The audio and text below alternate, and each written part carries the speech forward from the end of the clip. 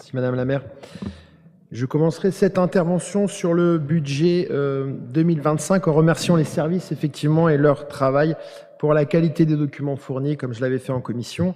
Je souhaite reconnaître également que ce travail est accompli dans un contexte relativement inédit et ça a été développé, je n'y reviendrai pas. Depuis plusieurs années, j'interviens à la même époque pour alerter sur la situation financière de la ville, mais pour une fois, après plusieurs budgets que j'ai qualifiés de risqués ou de mauvais, je tiens à vous féliciter pour les économies réalisées.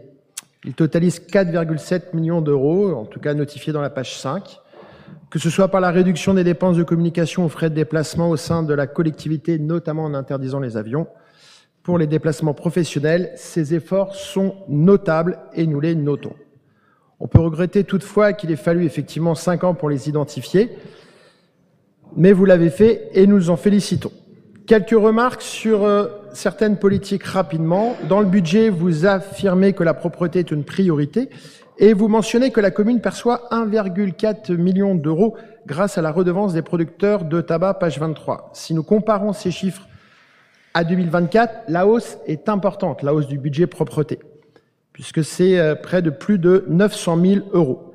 Mais si nous prenons les chiffres de 2022, la ville avait dépensé alors, je vous le rappelle, chers collègues, 8,25 millions d'euros pour la propreté.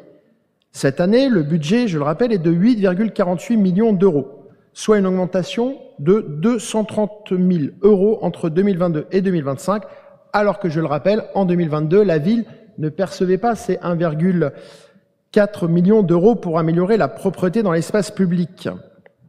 Il est donc particulièrement regrettable que cet argent ne soit pas intégralement alloué au service propreté à budget constant, bien sûr. Mais ce qui est inquiétant, c'est que le budget augmente, mais la propreté décline, et il suffit de sortir dans les quartiers ou au cœur de ville pour faire ce constat. Il faudrait donc activer d'autres leviers pour la rendre plus propre.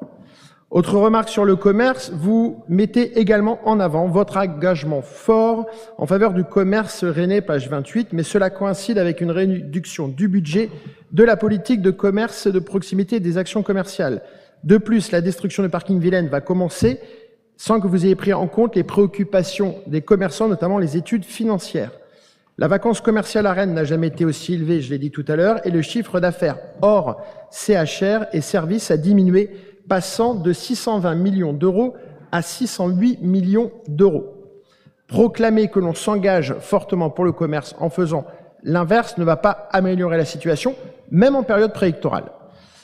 Sur le volet de la sécurité, sur les pages 127 et 128, pas ou peu d'augmentation des dépenses de fonctionnement, tranquillité publique et prévention des risques. En effet, l'augmentation est principalement liée à l'évolution des régimes indemnitaires du personnel. Ce qui veut dire, en clair, que vous n'avez pas prévu de recrutement de nouveaux policiers municipaux en 2025, et donc pas de brigade de nuit à Rennes, brigade qui fait, je le rappelle, cruellement défaut à notre ville.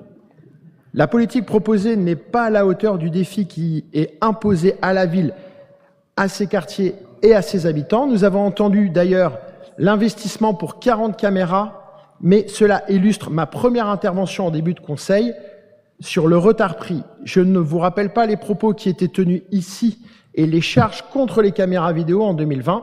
Caméras vidéo d'ailleurs, chers collègues, qui sont régulièrement dégradées, notamment au Blône et très récemment à Bréquigny.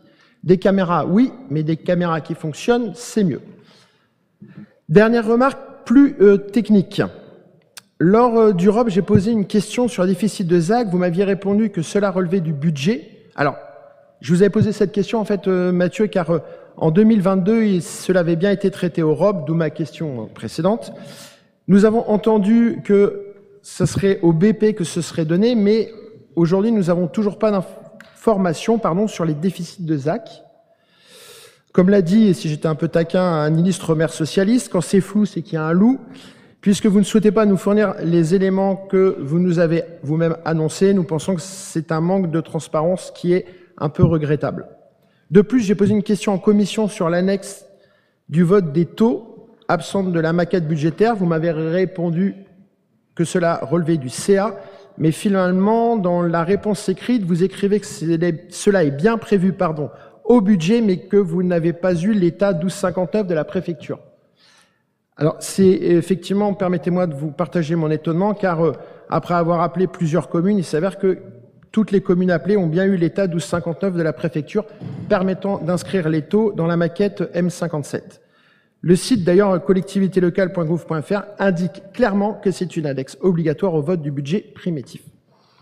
En conclusion, et indépendamment des questions techniques soulevées, le budget que vous nous proposez de voter n'est tout simplement pas celui que nous aurions proposé, ce qui illustre bien la différence de vision que nous avons pour Rennes. Nous défendons une ville audacieuse, sûre, propre, positive, respirable, sportive et rayonnante. Je vous remercie.